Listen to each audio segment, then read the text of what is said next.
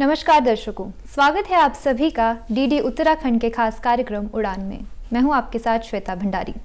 दर्शकों, उड़ान कार्यक्रम में आज हम बात करेंगे विकास से जुड़ी हुई, कौशल से जुड़ी हुई, स्किल डेवलपमेंट से जुड़ी हुई बातें आज होंगी इस कार्यक्रम में। और कार्यक्रम को जो है हमारे एक्सपर्ट जो हमारे साथ आज मौजूद हैं इस कार्यक्रम को आगे बढ़ाने के लिए, विस्तार से इस विषय पर चर्चा करने के लिए, वो हैं श्रीमती चंद्रकांता जी, जो उपनिदेशक हैं कौशल विकास एवं सेवा योजना की। मैम, स्वागत है आपका कार्यक्रम। नमस्कार, थैंक यू। मैम, हाल ही के दिनों में हमने देखा है कि स्किल डेवलपमेंट और कौशल विकास से जुड़ी हुई जो बातें हैं और ये जो शब्द है बहुत ज़्यादा चर्चा में जो है आजकल है। तो क्या इसका महत्व है और कैसे जो है स्किल डेवलपमेंट जो है युवा से जुड़ सकते हैं? हाँ, बिल्कुल सही कहा आपने। स्किल डेवलपमेंट या कौशल विकास जिसे हम कहें, ये पिछले 5 या 6 सालों में काफ़ी चर्चा में रहा है। इसके पीछे जो मुख्य कारण रहा है, हमारा देश या इवन हमारे राज्य की अगर हम बात करें तो लिटरेसी लेवल बहुत हाई है। यहाँ पे लोग शिक्षित हैं और उच्च लेवल पे शिक्षित हैं, लेकिन अगर आप बात करें कि शिक्षित होने के बावजूद वो रोज़गार की संभावनाएं उतनी नहीं हैं या रोज़गार से वो उतनी अच्छी तरह से नहीं जुड़ पाए, जबकि उनका शिक्षा का स्तर बहुत हाई रहा है। तो ये बात सामने आई है कि अगर आपको रोज़गार या स्वरोज़गार के फील्ड में आगे बढ़ना है तो आपके पास कुछ ना कुछ हुनर, कुछ ना कुछ कौशल होना बहुत ज़रूरी है। एजुकेशन भी इम्पॉर्टेंट है, बट उसके साथ आपको अपने पास कोई इस तरह का स्किल, इस तरह का कौशल, इस तरह का हुनर होना चाहिए जो कि आपको किसी भी क्षेत्र में बहुत आगे लेके जाए। और अगर आप स्टैटिस्टिक्स की बात करें तो जो बाहर के हमारे विकसित प्रदेश हैं, कहीं आप अगर जर्मनी की बात करें तो वहाँ पे आपका 69% जो युवा है वो स्किल्ड है। आप यूएसए की बात करें तो वहाँ लगभग 60 to 70% लोग स्किल्ड हैं। हम जब अपने देश की बात करते हैं तो यहाँ हार्डली 2 से 3% के बीच में ही युवा हैं जो फॉर्मली स्किल्ड हैं। तो इतनी हाई पॉपुलेशन है हमारी, और जैसा कि अक्सर बात होती है कि हमारे पास डेमोग्राफिक डिविडेंड का फ़ायदा है। हम बहुत युवा देश हैं और आने वाले सालों में हमारी जो युवा शक्ति है, जो जनशक्ति है, जो कि वर्कफोर्स जो मार्केट में आएगी, वो बहुत हाई है।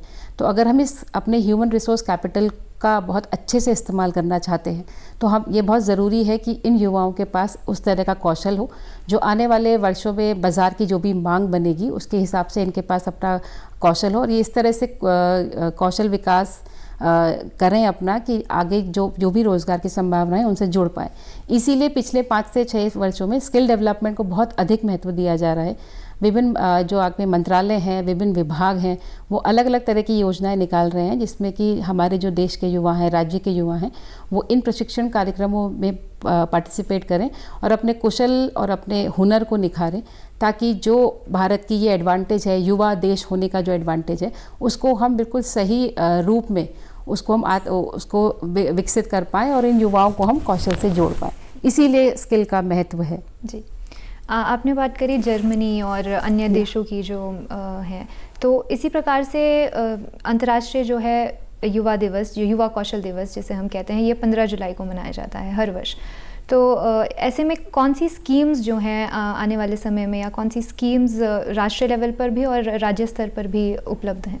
हाँ, उससे पहले एक छोटा सा इंट्रोडक्शन कि ये वर्ल्ड यूथ स्किल्स डे जो हम हर साल 15 जुलाई को मनाते हैं, इसकी आवश्यकता क्यों पड़ी, ये कहाँ से आया है।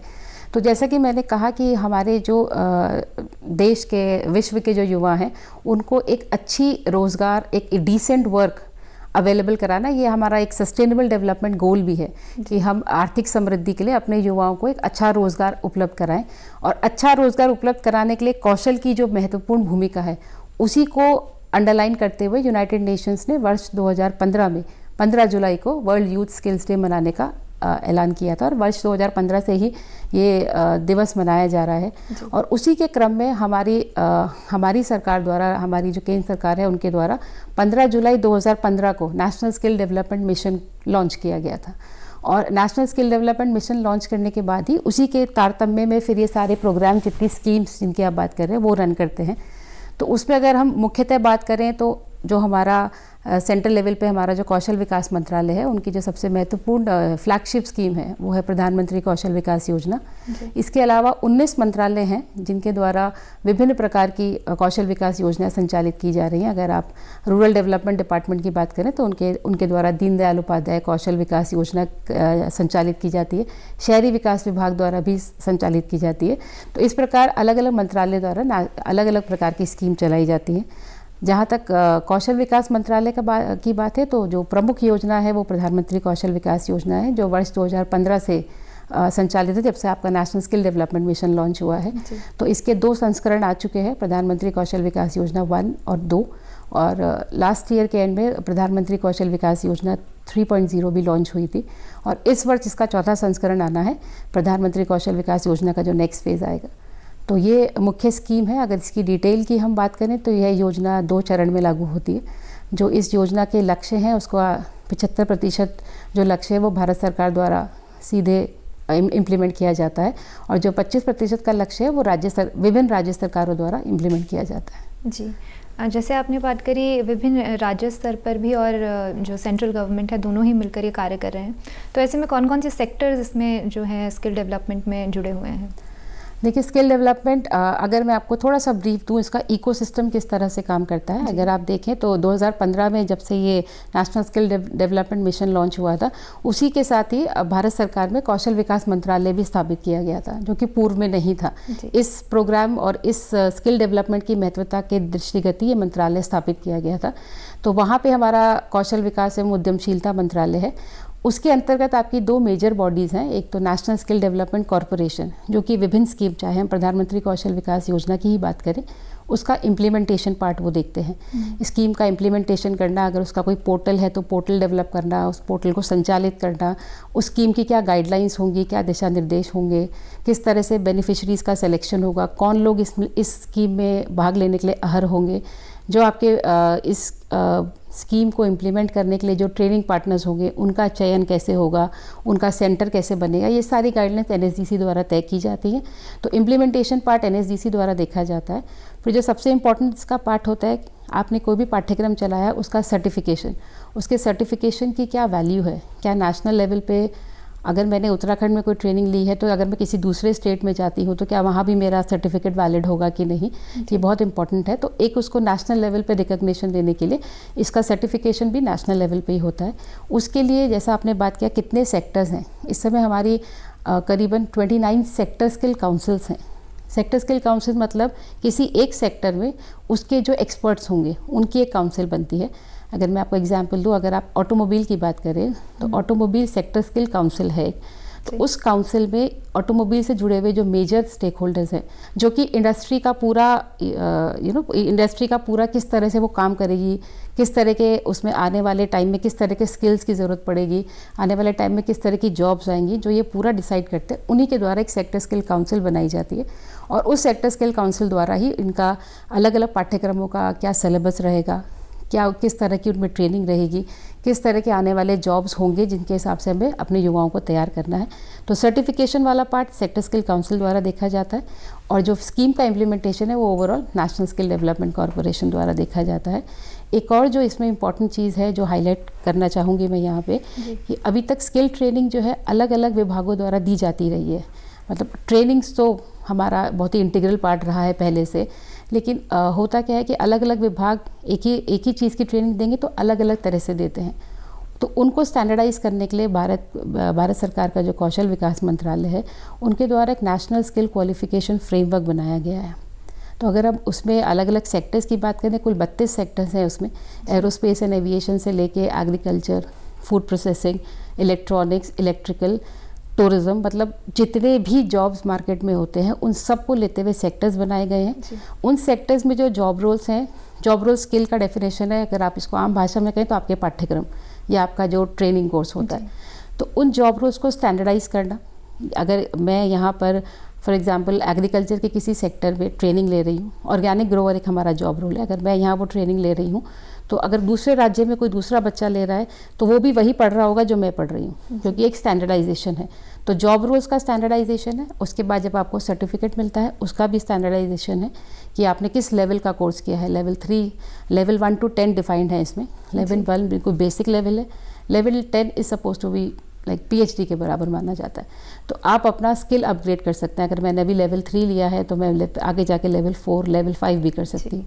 तो एक पूरे स्किल इकोसिस्टम को स्टैंडर्डाइज करने का जो काम है वो भी मंत्रालय द्वारा किया जाता है। इसके लिए एक अलग विंग है जिसे नेशनल स्किल डेवलपमेंट अथॉरिटी कहते हैं।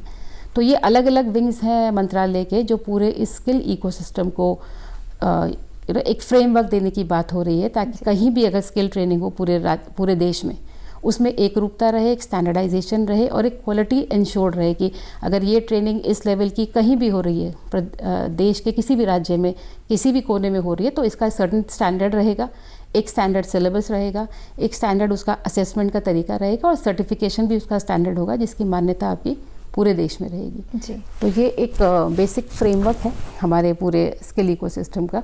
तो मुझे लगा कि ये मौका अच्छा है कि सबको बताने का कि ये स्किल इकोसिस्टम किस तरह से काम करता है। तो इसी में फिर हम अलग अलग स्कीम्स अपनी संचालित करते हैं। जी, अभी हमने सेक्टर्स की बात करी, विभिन्न इसमें सेक्टर हैं, आपने अभी बताया एग्रीकल्चर से जुड़ी हुई, एविएशन से जुड़ी हुई, टूरिज्म से जुड़ी हुई।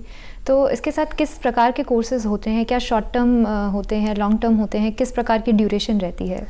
जो स्किल डेवलपमेंट, देखिए स्किल डेवलपमेंट बहुत ब्रॉड सब्जेक्ट है। अगर आप इसको ब्रेक करें तो ये 2 मेजर कंपोनेंट में जाता है, शॉर्ट टर्म स्किल ट्रेनिंग और लॉन्ग टर्म स्किल ट्रेनिंग। जो लॉन्ग टर्म स्किल ट्रेनिंग होती है वो हमारे ITIs के थ्रू होती है। हमारे ITIs, हमारे पॉलिटेक्निक्स, हमारे इंजीनियरिंग कॉलेज को कहीं ना कहीं वो भी स्किल डेवलपमेंट से जुड़े हैं। स्पेसिफिकली अगर आप मंत्रालय की बात करें तो लॉन्ग टर्म स्किल ट्रेनिंग जो है वो ITIs के थ्रू होती है, जहाँ 1 से 2 साल के कोर्सेज कराए जाते हैं। जो ये अलग अलग जो अब जो नया है वो शॉर्ट टर्म स्किल ट्रेनिंग, जिसमें आपके 3 से 6 महीने के कोर्सेज होते हैं। और इसमें जैसे जो मैंने बात करी 32 सेक्टर्स हैं, अलग अलग जॉब रोल्स हैं, ये शॉर्ट टर्म स्किल ट्रेनिंग के होते हैं और इसमें ड्यूरेशन इनकी 3 से 6 महीने की रहती है। और इन कोर्सेज का मुख्य उद्देश्य रहता है कि किसी भी फील्ड में अगर कोई जाना चाहता है तो एक जो एंट्री लेवल पे आपको बेसिक इन्फॉर्मेशन होती है वो इन जॉब रोल्स के थ्रू दी जाती है। इसके बाद आप इसमें एडवांस कोर्स भी कर सकते हैं, आप चाहे तो हायर कोर्स के लिए भी जा सकते हैं, या फिर आप इन कोर्सेज को करने के बाद इंडस्ट्री में एंट्री ले सकते हैं, प्रैक्टिकली अपने स्किल को बढ़ा सकते हैं, अप्रेंटिस में जा सकते हैं। तो ये जो शॉर्ट टर्म स्किल ट्रेनिंग के कोर्स हैं 3 से 6 महीने के, ये बेसिकली एक आपको आइडिया देने के लिए कि जिस क्षेत्र में आप जाना चाहते हैं, जिसमें आपकी रुचि है, अगर आपने उसमें कोई कोर्स किया है तो ये उसका एंट्री लेवल आपको बताएगा। उसके बाद आप अपने स्किल को, अपने हुनर को जैसा चाहें वैसे निखार सकते हैं। जी, तो विभिन्न ट्रेनिंग्स की आपने बात करी और छात्र बेसिक लेवल से जुड़कर आगे बहुत से लेवल्स पर जाकर इंडस्ट्री से भी जुड़ सकते हैं। साथ ही ट्रेनिंग सेंटर्स उपलब्ध हैं उत्तराखंड में? हाँ, उत्तराखंड अगर हम किसी भी जो शॉर्ट टर्म स्किल ट्रेनिंग की बात करें तो प्रदेश के सभी जनपदों में हमारे ट्रेनिंग सेंटर्स हैं। जैसा कि मैंने बताया कि ये जो स्किल इकोसिस्टम है, जो कौशल विकास मंत्रालय का निरंतर प्रयास रहा है कि हम हर स्किल से जुड़े हुए हर एस्पेक्ट का स्टैंडर्डाइजेशन करें। पहले मैंने आपको पाठ्यक्रम के बारे में बताया, अगर आप स्किल सेंटर्स की भी बात करें तो उनका भी एक स्टैंडर्डाइजेशन है। जो आप जैसे मैंने कहा नेशनल स्किल डेवलपमेंट कॉरपोरेशन जो है वो इसका इम्प्लीमेंटेशन पार्ट है हमारे मंत्रालय का।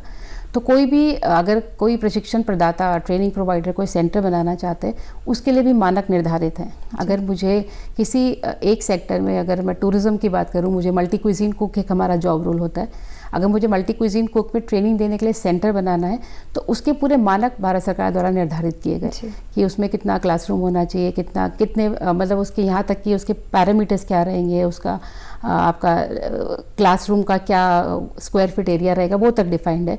और अगर आप उस सेंटर को स्टैब्लिश करना चाहते हैं तो आपके पास क्या टूल्स एंड इक्विपमेंट्स होने चाहिए, वो सब उसमें मेंशन्ड है।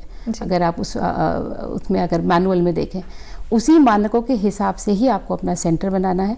और जब आप वो सेंटर बनाते हैं फिर भारत सरकार की टीम द्वारा उसका इंस्पेक्शन किया जाता है। अगर आप उन मानकों पे खरे उतरते हैं तो आपके सेंटर को एक्रेडिटेशन दिया जाता है। उसके बाद ही आप वहाँ पे अपना ट्रेनिंग प्रोग्राम को शुरू कर सकते हैं। ऐसा नहीं कि मैं कहीं भी ट्रेनिंग प्रोग्राम शुरू कर सकूँ, मुझे उन मानकों के हिसाब से अपना सेंटर बनाना होगा। उसके बाद मुझे उसे इंस्पेक्शन के बाद उसे अप्रूव कराना होगा और उसके बाद ही मैं वहाँ पर एक ट्रेनिंग सेंटर इस्टेब्लिश करके वहाँ ट्रेनिंग शुरू कर सकती हूँ। जी, तो युवाओं को तो इसमें जो है स्वरोजगार के अवसर मिल ही रहे हैं, साथ ही ट्रेनिंग सेंटर जो संचालक हैं वो भी, उनके लिए भी एक ये उपलब्धि है कि वो जो है रोज़गार के उनके लिए भी आयाम खुले। अगर कोई भी व्यक्ति अप्लाई करना चाहता है तो उसका क्या प्रोसीजर होगा और किस तरीके से वो इस स्किल डेवलपमेंट और ये जो कौशल विकास योजना इससे जुड़ सकते हैं?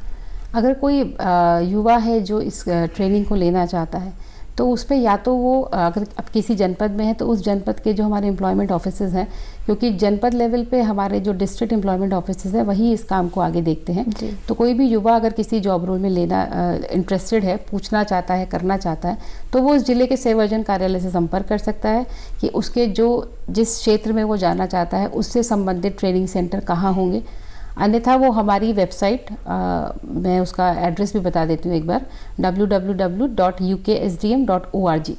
इस पे अगर वो जाएंगे तो वेबसाइट पे उनको सारे क्लियर मिल जाएगा कि हमारे ट्रेनिंग सेंटर्स कहाँ कहाँ पर हैं।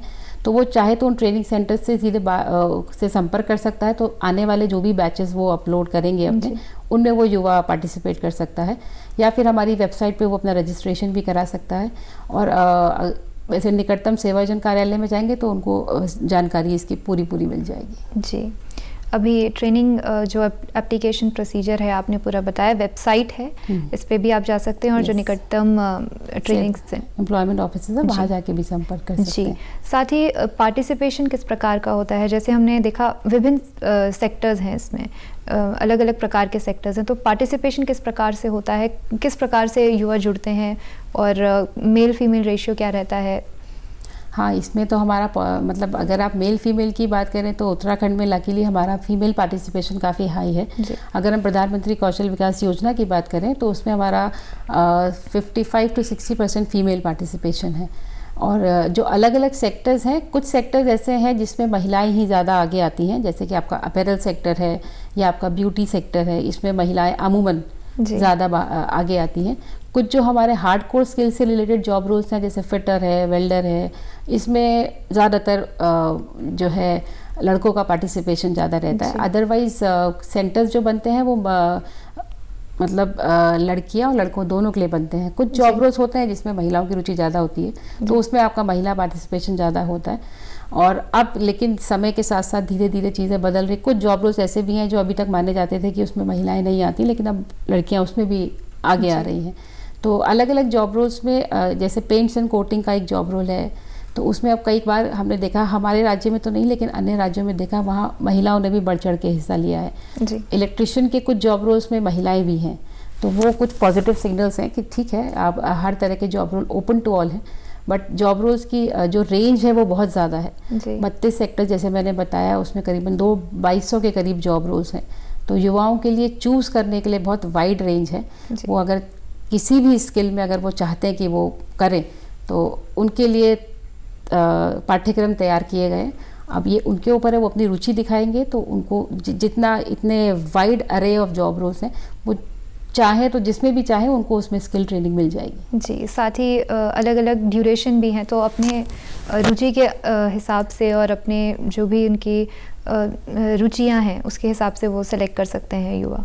हाँ, शॉर्ट टर्म स्किल ट्रेनिंग का ड्यूरेशन यूजुअली 3 से 6 महीने का ही रहता है। 6 महीने से ऊपर बहुत कम जॉब रोल्स हैं, वो इसीलिए लघु अवधि के ही, क्योंकि आपकी जो लॉन्ग टर्म है वो ITI में हो ही रहा है। ये शॉर्ट टर्म के जॉब रोल्स हैं, आपकी इमीडिएट इंडस्ट्री डिमांड अगर मीट करनी है तो इसलिए वो 3 से 6 महीने के जॉब रोल्स बनाए गए हैं। तो युवा जो है वो अपनी रुचि और अपनी क्षमता या जो भी उनका इंटरेस्ट है उसके हिसाब से जॉब रोल्स चूज़ कर सकते हैं। जी, अभी इंटरनेट और डिजिटलाइजेशन के समय में आप कैसे देखते हैं कि कौन कौन से सेक्टर्स जो हैं या कहाँ पर आपको ज़्यादा पार्टिसिपेशन देखने को मिलता है युवाओं द्वारा?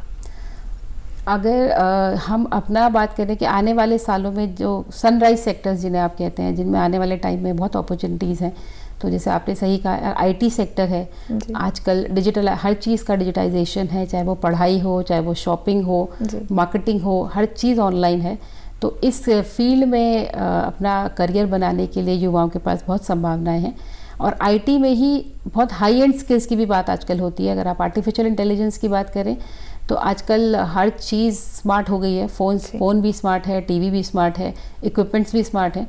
तो आपका आर्टिफिशियल इंटेलिजेंस का यूज़ बहुत है, और इससे जुड़े हुए बहुत सारे IT से जुड़े हुए बहुत सारे ऐसे फील्ड्स हैं जिनकी आने वाले समय में बहुत डिमांड होगी, चाहे वो आपका मशीन लर्निंग है, आर्टिफिशियल इंटेलिजेंस है। तो इन क्षेत्रों में अपार संभावनाएं हैं, इन क्षेत्रों में पाठ्यक्रम भी उपलब्ध हैं। तो अगर आप करना चाहते हैं तो आपके लिए अपॉर्चुनिटी भी है, और आने वाले समय में इन क्षेत्रों में रोज़गार के भी बहुत अवसर हैं। एक और जो फील्ड निकल के आता है वो हेल्थ हमेशा से ही प्रायोरिटी पे रहा है, और हेल्थ के भी आयाम अब धीरे धीरे हेल्थ में भी, एक तो आपका टिपिकल हेल्थ है जो आपकी हॉस्पिटल में होता है, उसके अलावा हॉस्पिटल एडमिनिस्ट्रेशन या हॉस्पिटल में जो आपकी टेली हेल्थ सर्विस है उसमें भी कहीं ना कहीं IT का रोल है। तो हेल्थ के क्षेत्र में बहुत संभावनाएं हैं। और जो एक फील्ड है आपका रिटेल एक ऐसा फील्ड है जो हमेशा मांग में रहता है जी। आपके मॉल्स हैं, आपके सुपर स्टोर्स हैं, वहाँ पे आपको निरंतर ऐसे कार्मिकों की मांग रहती है जो कि रिटेल और आपकी फ्रंट लाइन में जो रहते हैं, जो लोग फ्रंट ऑफिस में जो रहते हैं, तो ऐसे लोगों की डिमांड रहती है। रिटेल एक फील्ड है जिसमें हमेशा से ही मांग बनी रही है। टूरिज़्म की अगर हम बात करें तो टूरिज़्म का क्षेत्र भी हमेशा से ही रोज़गार उसमें रहा है। आजकल जो नया ट्रेंड चला है एडवेंचर टूरिज़्म है, और हमारे उत्तराखंड के परिप्रेक्ष्य में बात करें तो हमारा हेरिटेज टूर है, हमारा एडवेंचर टूरिज़्म है। और जो आजकल नया ट्रेंड चला है, क्योंकि काफ़ी सारे काम अब डिजिटल हो गए हैं, ऑनलाइन हो गए हैं, घर से हो गए हैं, तो काफ़ी जो आजकल नया कॉन्सेप्ट है स्टेकेशंस का है।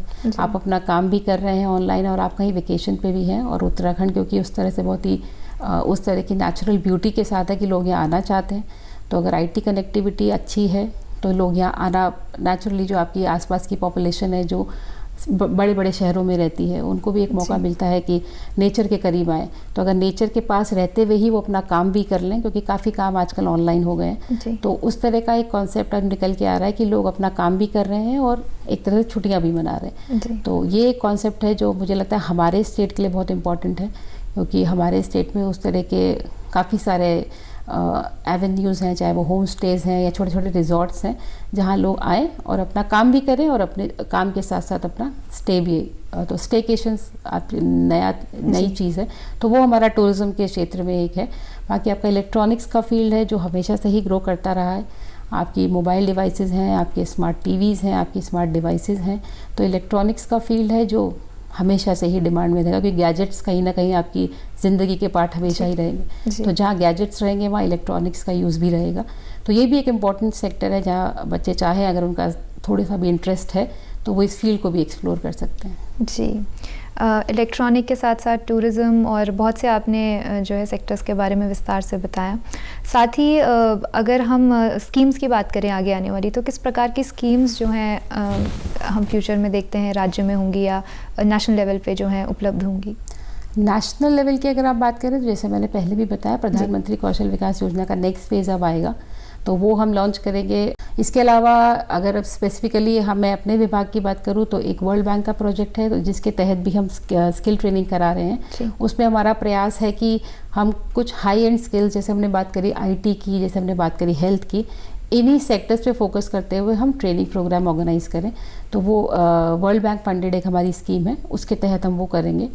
स्टेट फंडेड ट्रेनिंग की जहाँ तक बात है, हम लोग चाहते हैं कि ऐसे क्षेत्र जिनमें आपको हमारे राज्य के पास एक एडवांटेज है, जैसे कि आपका हेल्थ है, वेलनेस सेक्टर है, ब्यूटी सेक्टर है और आपका आईटी सेक्टर है, तो ये क्षेत्र ऐसे हैं जहाँ पे हमारे स्टेट के पास एडवांटेज है। तो इन क्षेत्रों में कुछ इस तरह के हम ट्रेनिंग करने का विचार कर रहे हैं, जिसमें कि युवाओं को स्थानीय स्तर पे ही रोज़गार या स्वरोजगार के अवसर मिल सके। तो इसमें हमारा फोकस ऐसे जॉब रोल्स पे ज़्यादा है जहाँ पे सेल्फ एम्प्लॉयमेंट की अपॉर्चुनिटी हो, जैसे कि कृषि है, आपका फूड प्रोसेसिंग है, जो हमारे अलग अलग हमारे प्रोडक्ट्स हैं उनकी हम कैसे प्रोसेसिंग करें, उनका कैसे वैल्यू एडिशन करें। तो एग्रीकल्चर है, फूड प्रोसेसिंग है, टूरिज़्म जैसे मैंने अभी बताया। उसके अलावा वेलनेस सेक्टर हमारे लिए बहुत इंपॉर्टेंट है, क्योंकि यहाँ पे हमारा जो राज्य है वो योगा का भी हब माना जाता है। तो योगा और उससे रिलेटेड जितने वेलनेस के फील्ड हैं उनमें भी हम लोग कोशिश कर रहे हैं कि हम ट्रेनिंग दें, ताकि लोगों जो यहाँ के युवा हैं उनको स्थानीय स्तर पे ही अवसर उपलब्ध हो सके, रोज़गार स्वरोज़गार जैसा भी वो करना चाहें। तो ये कुछ सेक्टर है जिनमें हम स्टेट फंड की ट्रेनिंग, जो कि हमारी आगामी 1-2 महीने में आरंभ होगी, ये हम उनमें फोकस करेंगे। तो हमारी मुख्यतः 3 तरह की स्कीम, जैसे प्रधानमंत्री कौशल विकास योजना जो कि केंद्र सरकार द्वारा संचालित है, हमारी अपनी वर्ल्ड बैंक से जो फंड हमको मिला है उसकी ट्रेनिंग, और फिर जो राज्य पोषित हमारी योजना है उसमें हमारी प्रायोरिटी रहेगी जो हमारे सेल्फ एम्प्लॉयमेंट से रिलेटेड फील्ड है उनमें हम ट्रेनिंग कराएं। जी, आपने विभिन्न नेशनल लेवल और राज्य स्तर पे भी आपने बात करी। तो अगर कोई व्यक्ति या कोई भी युवा राष्ट्रीय स्तर पर, राज्य के स्तर पर कोई ट्रेनिंग प्रदान करता है, तो उसके लिए आपने पहले भी इसके बारे में बात करी है कि वो एलिजिबिलिटी और स्टैंडर्डाइजेशन हर जगह मेंटेन होता है। तो इसको मैं चाहूँगी कि आप विस्तार से थोड़ा और हमारे दर्शकों को बताएं कि किस प्रकार से अगर आप ट्रेनिंग कहीं किसी भी पार्ट में करते हैं तो भी वो एलिजिबल आप आगे भी अपने लेवल्स को बढ़ाने के लिए आप कर सकते हैं। हाँ, इसमें जैसे मैंने बताया स्टैंडर्डाइजेशन की बात है, जैसे मैंने कहा लेवल 1 to 10 डिफाइंड है। प्राइमरीली हम लोग लेवल 3 to 5 पे काम करते हैं। हमारी जो स्कीम है, अगर कौशल विकास मंत्रालय की जुड़ी हुई किसी भी स्कीम से आप जुड़ना चाहते हैं तो उसमें आपको सबसे इम्पोर्टेंट आपके पास आधार कार्ड होना चाहिए। आधार कार्ड आपका रजिस्ट्रेशन के टाइम पे कंपलसरी है, वो होना बहुत ज़रूरी है। आधार कार्ड के आधार पे फिर आपका रजिस्ट्रेशन होता है। तो अगर आपने लेवल 3 का कोई कोर्स किया है किसी भी जॉब रोल में, तो आप उस कोर्स को करने के 6 महीने बाद, एक 6 महीने का एक स्टैंडर्ड गैप माना जाता है, उसके बाद आप उसमें हायर लेवल पे जा सकते हैं। चाहे तो उसी सेक्टर में हायर लेवल पे चले जाएं, या आपको लगता है कि नहीं मुझे एग्रीकल्चर में मैंने कर लिया है, अब मैं अपना सेक्टर चेंज करना चाहता हूँ, मैं फूड प्रोसेसिंग में जाना चाहता हूँ, तो आप अपना सेक्टर हॉरिजॉन्टली भी चेंज कर सकते हैं। तो आपके पास 2 तरह की मोबिलिटी है, वर्टिकल मोबिलिटी भी है, उसी सेक्टर में हायर स्किल पे चले जाएं, या हॉरिजॉन्टल भी है। अगर आपको लगता है कोई रिलेटेड फील्ड है जिसे मैं, तो आपने अब इस सेक्टर में किया तो आप फिर दूसरे सेक्टर के किसी जॉब रोल में कर सकते हैं। उसमें उन दोनों कोर्सेज के बीच में 6 महीने का अंतराल होना ज़रूरी है। वो एक पॉलिसी डिसीजन है जो लिया गया है। तो आप अपने लेवल्स को सुधार सकते हैं, लेवल्स को अपग्रेड कर सकते हैं, और उसके बाद ये माना जाता है कि अगर आपने 1 लेवल या 2 लेवल की ट्रेनिंग ले ली है तो आप किसी भी इंडस्ट्री में एंट्री के लिए एलिजिबल हो जाते हैं जी। और फिर जो आपको एक्सपोजर वहाँ मिलता है, आप भारत सरकार की एक नेशनल अप्रेंटिस स्कीम भी है जिसमें आप पार्टिसिपेट करके किसी भी इंडस्ट्री में एज अप्रेंटिसशिप ज्वाइन कर सकते हैं। तो अप्रेंटिसशिप में आप 1-2 साल किसी इंडस्ट्री में रहते हैं तो आपको प्रैक्टिकली हैंड्स ऑन एक्सपीरियंस होता है।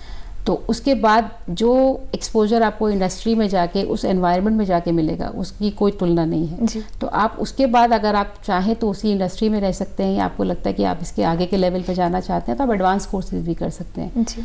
तो एक बार अगर आपने डिसाइड कर लिया अपना इंटरेस्ट एरिया, तो फिर स्किलिंग में आपके लिए आयाम बहुत खुले हैं। फिर आपके ऊपर है आपके अंदर कितना जोश है, कितना विल पावर है। अपॉर्चुनिटीज़ बहुत हैं और उसके लिए आपके लिए प्लेटफॉर्म भी तैयार है, सब कुछ तैयार है। आपके युवाओं के ऊपर है कि वो अपना उसको एक्सप्लोर करें, आगे आएँ और ज़्यादा से ज़्यादा इससे जुड़ें, ताकि आने वाले वर्षों में जो जिस तरह की बाज़ार की मांग होगी वो उसके लिए पूरी तरह से तैयार होंगे जी। बिल्कुल। साथ ही ग्रामीण जो क्षेत्र हैं और जो अर्बन जो हमारे क्षेत्र हैं उनमें भी बैलेंस जो है सेक्टर्स का बना हुआ है। हाँ, हमारे सेंटर्स तो अक्रॉस ऑल सभी जनपदों में हैं।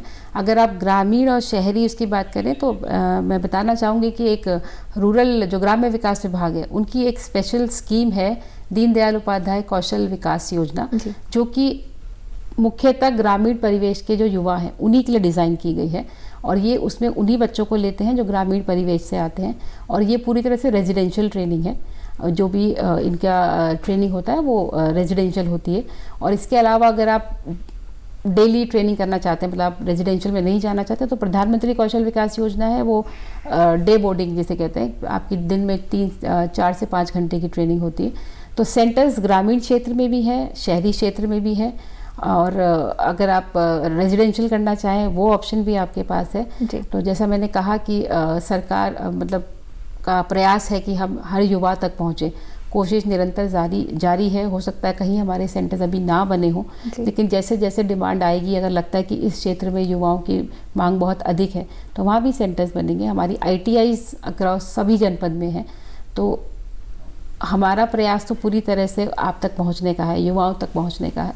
अब बस ये है कि उनकी तरफ से आए कि हाँ, जो ये प्रयास हो रहे हैं उसमें उनकी भागीदारी उतनी ही महत्वपूर्ण है। तो वो जितना जोश से इसमें पार्ट लेंगे, ये स्कीम कौशल विकास की स्कीम अलग अलग मंत्रालयों की स्कीम ये उतनी ही सक्सेसफुल रही। जी, आपने बहुत विस्तार से हमारे युवाओं तक जो है सेक्टर्स के बारे में और पूरी जानकारी जो है कौशल विकास योजना के बारे में पहुंचाई। आशा है कि और भी जो हैं छात्र हैं या युवा हैं, युवा वर्ग हैं, वो इस जो पहल है इससे जुड़ेंगे। और आप आज हमारे कार्यक्रम में आए और आपने हमें इतनी सारी जानकारी प्रदान की, इसके आपके लिए बहुत बहुत धन्यवाद। बहुत धन्यवाद जी। दर्शकों, अभी आपने जानकारी प्राप्त की श्रीमती चंद्रकांता जी से, जिन्होंने कौशल विकास के बारे में विस्तार से हमें बताया। आपसे फिर मुलाकात होगी एक अगले विषय के साथ। तब तक मुझे दीजिए इजाज़त। नमस्कार।